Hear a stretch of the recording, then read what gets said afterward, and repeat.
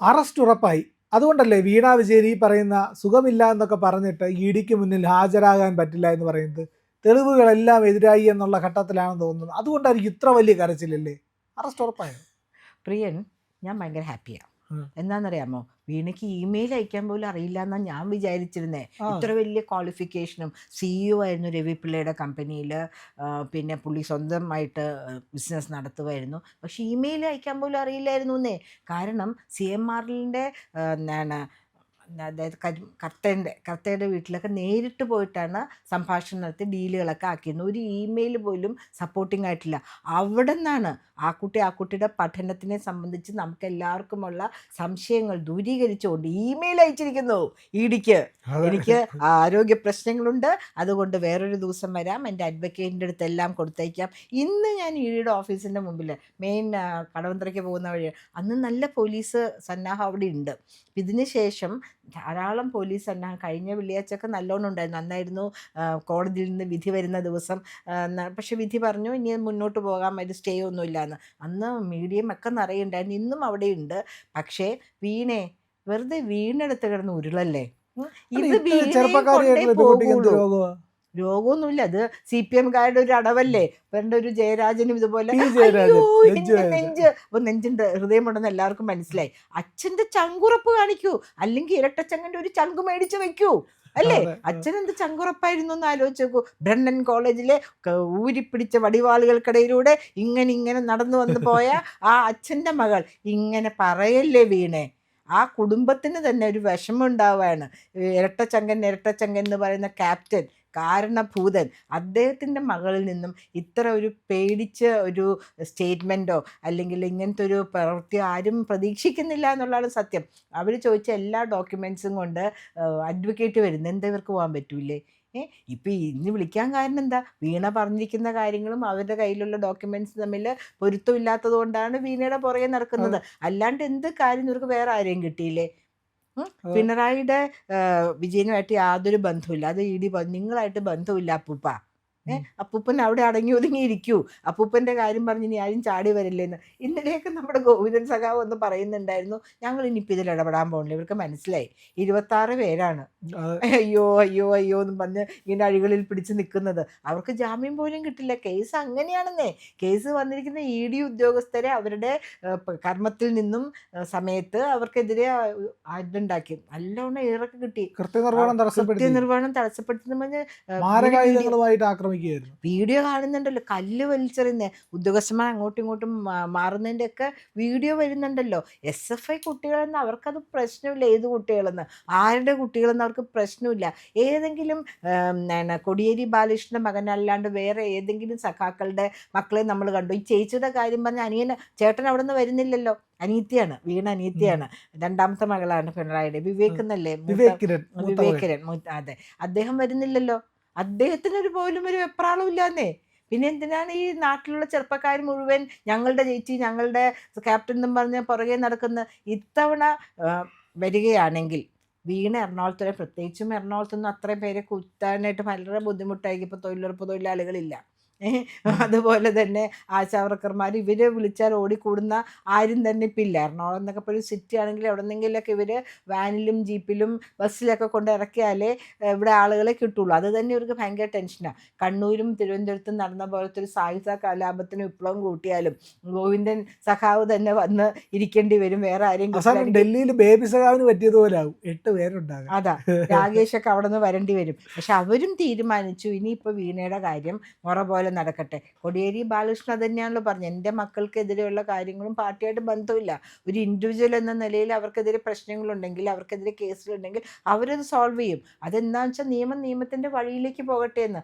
അദ്ദേഹത്തിൻ്റെ മക്കൾക്കെതിരെ പറഞ്ഞ കേസിൻ്റെ പകുതി പോലും ഒരു ചാർജ് ഷീറ്റ് കൊടുക്കുന്ന കേസല്ല. കാരണം അത് വളരെ മോശമായ, കുറച്ചും കൂടെ മോശമായ കേസുകളായിരുന്നു. ഇത് പിന്നെ ഒരു കുട്ടിയുടെയും സ്ത്രീയുടെയും അതെ. കേസായിരുന്നു. ഞാൻ പറയണ്ടെന്ന് വിചാരിച്ചാലും പ്രിയൻ എന്നെ കൊണ്ട് പറയിക്കും കേട്ടോ. അപ്പോൾ എന്താണ് ഞാൻ പറഞ്ഞു വരുന്നത്, ഇതൊരു സാമ്പത്തിക കുറ്റമാണ്. അതുപോലെ ഒരു തലയിൽ കൂടെ മുണ്ടിട്ട് നടക്കേണ്ട സാഹചര്യമുള്ള കേസൊന്നുമല്ല. പക്ഷേ അന്ന് കോടിയേരി സഖാവ് കാണിച്ച ആർജവം പോലും ഈ കപ്പിത്താൻ അല്ലെങ്കിൽ ഈ കാരണഭൂതൻ കാണിക്കുന്നില്ലല്ലോ. മകളെ എങ്ങനെയൊക്കെ സംരക്ഷിക്കാൻ തോന്നുന്നു. അദ്ദേഹത്തിൻ്റെ മരുമകൻ എന്ന നിലയിൽ റിയാസിൻ്റെ വീട്ടിൽ റെയ്ഡ് നടത്തി.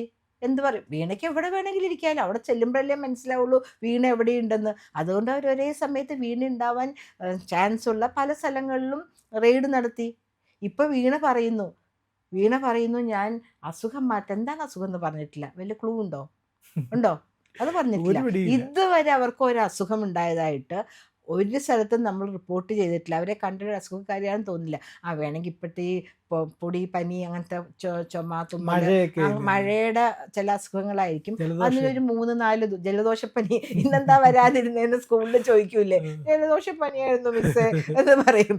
അമ്മയോട് പറയും, അമ്മ എനിക്കൊന്ന് ജലദോഷം, അമ്മേ എനിക്ക് പനിയുണ്ടോ നോക്കമ്മേ എന്നൊക്കെ പറഞ്ഞ് പിള്ളേർ ഈ സ്കൂൾ തുറക്കുന്ന സാഹചര്യത്തിൽ അല്ലെങ്കിൽ മഴ സമയത്തൊക്കെ ഒരു മടി തോന്നുകയാണെങ്കിൽ, അല്ലെങ്കിൽ പരീക്ഷ ഉള്ള സമയത്ത് ഡ്രില്ലുള്ള ദിവസമൊക്കെ പല കുട്ടികൾക്കും ഈ ജലദോഷപ്പനി വരുമായിരുന്നു. അതുപോലെ വീണക്കുട്ടിക്കും ജലദോഷപ്പനിയാണെന്നാണ് തോന്നുന്നത്. അതൊരു 3-4 ദിവസത്തിൽ കൂടുതൽ നിൽക്കുമോ?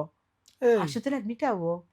ആശുപത്രി ചിലപ്പോൾ അഡ്മിറ്റ് ആയിരിക്കും. കാരണം അവർക്ക് സ്വാധീനമുള്ള ആശുപത്രികൾ ഇഷ്ടം പോലെ ഉള്ളത് കൊണ്ട് അവിടെയൊക്കെ ചെന്ന് ഈ നമ്മുടെ ശബരിമല വിഷയത്തിലും പലരും ഓടിപ്പോയി ആശുപത്രിയിൽ കിടന്നു. ഇവര് തന്നെ ഇപ്പൊ ഈ ജയരാജനെ പോലുള്ള പലരും പോലീസിന്റെ തൊപ്പി കാണുമ്പോൾ ആശുപത്രിയിൽ പോയി കിടക്കാറുണ്ട്.